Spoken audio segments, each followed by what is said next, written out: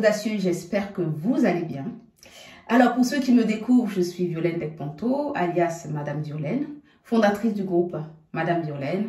Nous en sommes actuellement à 3 entreprises, dont une holding à Paris et 2 filiales au Sénégal et au Bénin. Voilà pour la petite présentation. Et pour les autres, sachez que je viens tout juste de faire un direct sur Facebook en réaction à la vidéo de Philippe Simo qui parlait de la sorcellerie en Afrique, en business notamment. Et je me suis dit qu'il était peut-être temps que je renoue le contact avec vous parce que, comme vous avez pu le réaliser, cela fait quelques semaines, sinon des mois, que je n'ai pas publié de vidéo sur cette chaîne YouTube. Voilà, j'espère que vous allez bien. J'espère que 2022 a bien commencé pour chacun de vous. Je prépare en coulisses de très belles choses pour vous. J'espère que cela vous plaira. Mais voilà, je vous révélerai tout cela au moment opportun. Nous faisons les choses chez MV, comme je le dis, piano, mais sano. Voilà, revenons maintenant à nos moutons. La sorcellerie en business en Afrique. On en parle ou pas? Philippe Simo, pour résumer un peu sa vidéo que vous avez sans doute regardée comme moi, a mis en exergue la situation qu'il a vécue lui-même sur le terrain face à un chantier qu'il devait livrer, et à maintes reprises ce terrain sera saboté par une personne voilà, dont ils ignoraient en tout cas l'identité. Et après maintes réflexions, ils en sont venus avec son équipe à la conclusion que c'était un acte délibéré, que la personne voilà, mettait de la peinture, salissait les murs, etc. vraiment exprès, et que ce n'était pas un enfant. Alors, cela fait réfléchir parce que effectivement, lorsqu'on parle de sorcellerie, on a tendance à penser à quelque chose de mystique, alors qu'il s'agit avant tout de l'état du cœur. On a tendance à penser à quelque chose de mystique, on a tendance à parler tout de suite de religion, de spiritualité, etc. Alors que pas du tout. La sorcellerie, c'est d'abord cette méchanceté gratuite qui n'a d'autre objectif que de nuire à l'autre. On nuit à l'autre parce que l'on est jaloux de sa réussite, parce que l'on envie sa vie pour X ou Y raison de sa personnalité qui pourrait nous déplaire. Et ça, c'est fort dommage parce que cela retarde malheureusement notre communauté, cette méchanceté gratuite que l'on peut observer à bien des égards dans la communauté. Lorsque vous allez en Afrique, je pense que certains d'entre vous ont dû expérimenter ça d'une certaine façon. Pour la petite histoire, personnellement, quand j'étais au Bénin la dernière fois, j'ai déjà eu des cas similaires où des personnes, juste parce qu'elles vous voient dans votre voiture, elles vous voient en train de profiter simplement de votre vie familiale ou voilà, de profiter de vos biens, eh bien ces personnes vont venir vous agresser, vont venir vous invectiver sans aucun motif. Sans aucun motif, mais vraiment gratuitement. On peut saboter votre voiture simplement parce qu'on estime que voilà, vous êtes trop jeune peut-être pour avoir une voiture, vous êtes trop jeune pour avoir telle ou telle réussite sociale.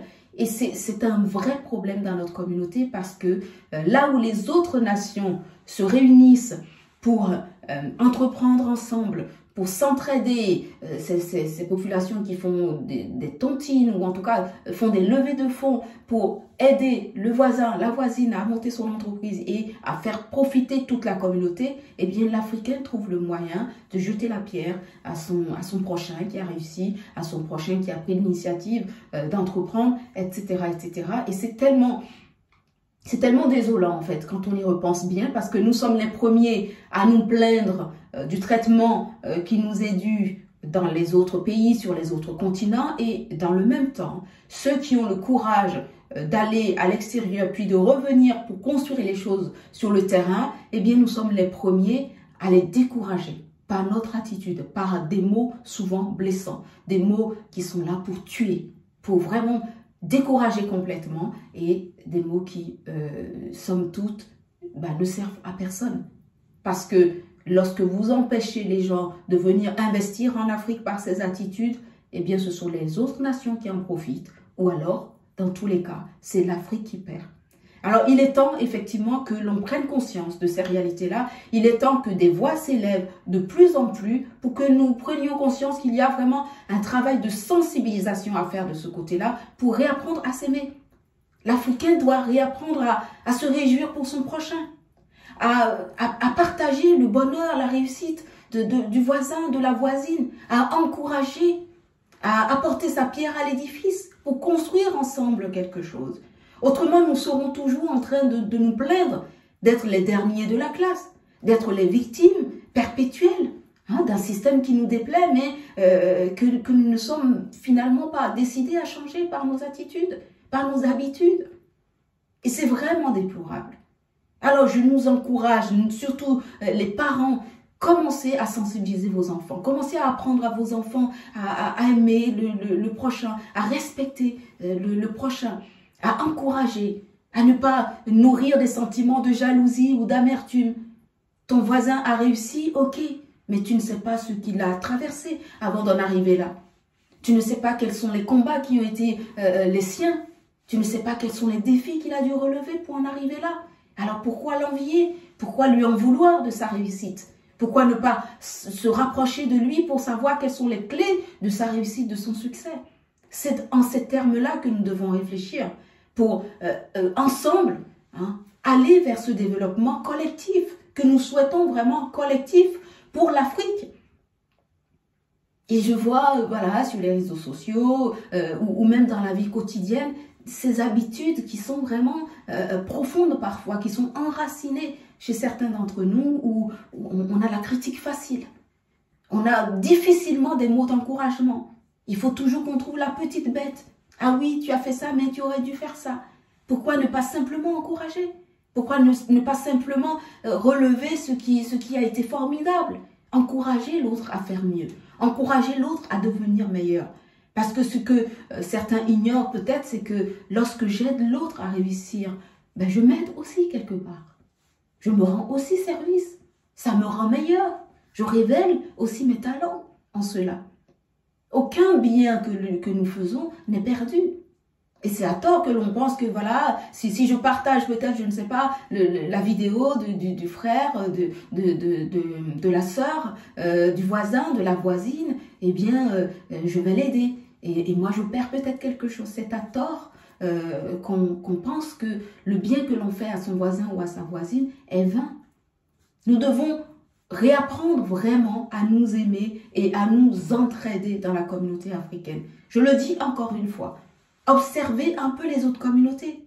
Observez les Asiatiques. Observez les Européens. Observez toutes les autres nations qui ont réussi. Et prenez exemple sur le mode de fonctionnement. À un moment donné, c'est passé par la solidarité. Sans la solidarité, il n'y a pas de développement possible d'une société. Pas de développement durable en tout cas.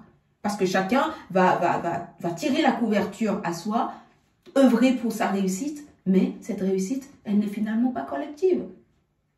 Et nous devons nous mobiliser.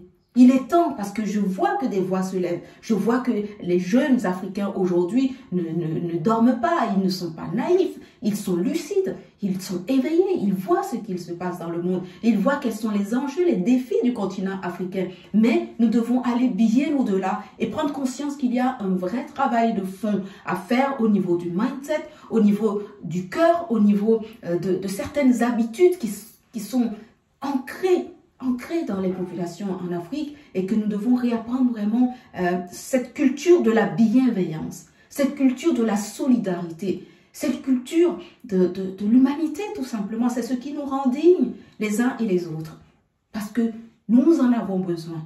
Sans cela, eh bien nous allons ramer. Nous allons ramer encore longtemps malheureusement. L'Afrique a besoin de cet élan de solidarité. Je dois être capable d'encourager mon frère, de relayer ses informations, de lui dire un mot qui va lui permettre de se relever, de faire mieux encore, etc., etc. Donc vraiment, je nous encourage à relayer le message, à le partager, à commencer à sensibiliser nos enfants pour que notre monde ne soit pas un monde finalement de désolation et dont nous laisserons, hélas, l'héritage à nos enfants et aux générations qui vont nous suivre. Voilà. Je parlais également de ce photographe René Robert qui est décédé à Paris suite à un malaise qu'il a fait en pleine rue de Paris, mais sans bénéficier ni de la bienveillance, ni des secours de qui que ce soit.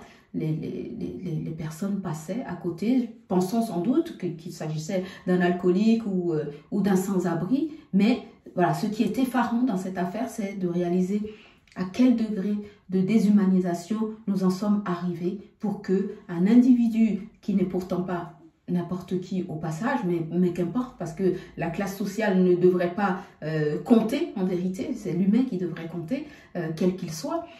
Nous en sommes arrivés à ce degré de déshumanisation où un être humain tout à fait normal peut mourir tranquillement dans la rue sans que personne ne s'en soucie. Figurez-vous que c'est un sans-abri qui a finalement alerté, qui a finalement fait le nécessaire pour que l'on se rende compte qu'il s'agissait de ce photographe-là et qu'on essaie de faire le nécessaire pour le sauver, mais malheureusement, il était déjà trop tard. Donc voilà, ce sont de petits éléments qui devraient nous réveiller, qui devraient voilà, nous redire, en tout cas nous rappeler le baromètre de l'humanité, le baromètre de la bienveillance et nous encourager à cultiver la bienveillance, à cultiver la bonté, à cultiver voilà, toutes ces qualités qui font de nous de vrais humains. Ce ne sont pas des faiblesses. Savoir se soucier de son voisin, de sa voisine, savoir dire un mot gentil, savoir sourire à l'autre, ce n'est pas de la faiblesse, c'est ce qui fait de nous des humains. Donc vraiment, je nous en conjure, il est temps, comme je le dis, de rallumer les consciences, de rallumer la bienveillance en nous. Il est temps de faire preuve de solidarité, de faire preuve d'humanité pour que nous puissions vraiment changer le monde dans lequel nous vivons, pour que nous puissions devenir nous-mêmes de meilleures personnes, des personnes nobles, comme je le dis, et pour voilà, continuer à impacter ceux qui nous entourent. Parce que voilà, notre société en a cruellement besoin. Et au passage, j'espère que vous suivez un peu l'actualité politique du moment. Il se passe voilà, des choses quand même qui font réfléchir hein, entre les élections présidentielles en France, des personnages tels que Éric Zemmour, ses propositions, les tensions actuelles entre la Russie et la France, et sans parler des conflits que nous relevons en Afrique. Donc voilà. Le monde est actuellement en tension. Nous avons besoin de nous positionner, voilà, de parler quand il le faut, de dénoncer ce qui est à dénoncer, de sensibiliser, d'éveiller les consciences, comme je le dis, et de contribuer à notre façon, encore une fois, à notre façon, au changement du monde, hein, à la construction, je dirais, d'un monde meilleur. Parce que, voilà, c'est ce qui va véritablement changer le cours des choses. Et si personne ne commence, eh bien, nous n'aurons voilà, que nos yeux pour pleurer face à des situations qui nous désespèrent. Donc voilà, mes chers audacieux, c'était en tout cas un petit message pour tirer la sonnette d'alarme, pour nous redire que le monde a besoin de chacun de nous. Et cela passe par de toutes petites choses, souvent. Un regard, un geste, une parole de consolation, une place que l'on cède à une personne âgée, à une femme enceinte, à une personne qui ne se sent pas bien. Un mot, tout simplement, pour encourager, pour relever, pour soutenir, etc., etc. Bref, retrouvons notre noblesse, retrouvons notre beauté intérieure, parce que le monde en a encore une fois besoin. Et l'Afrique en a cruellement besoin. Voilà, je compte sur vous pour relayer cette vidéo, la partager autour de vous, faire passer surtout le message parce que c'est l'essentiel. Et puis, je vous dis à très bientôt pour de nouvelles aventures avec Madame Violaine. Prenez soin de vous et ciao, ciao.